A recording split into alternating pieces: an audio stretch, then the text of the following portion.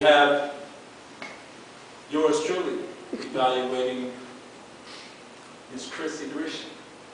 Calvin, come on up here.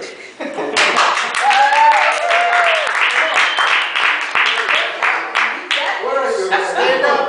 Stand up. Stand up. It's difficult being me. Mr. Master Evaluator, fellow Toastmasters, and especially Chrissy.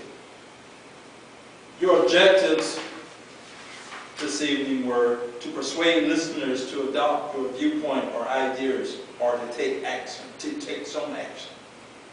Appeal to the audience interest. Use logic and emotion to support your position. Avoid using notes. Chrissy, overall, I feel you achieved your objectives.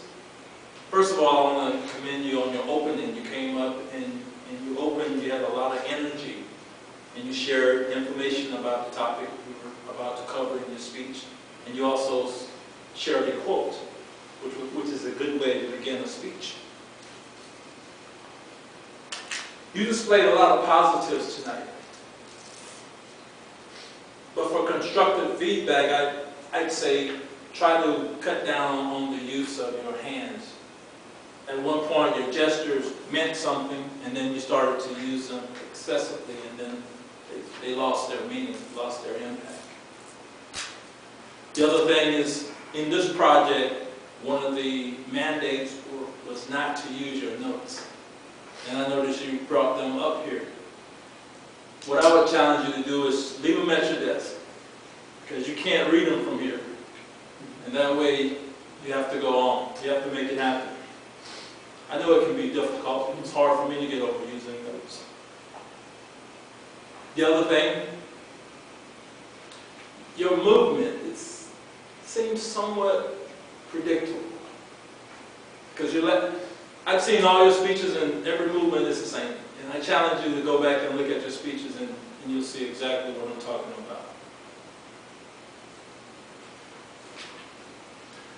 Part of the project was to project sincerity. And I feel like you did that for the most part. But I felt like there was more of an opportunity for you to evoke emotions. You talked about the number of days for vacation in other countries.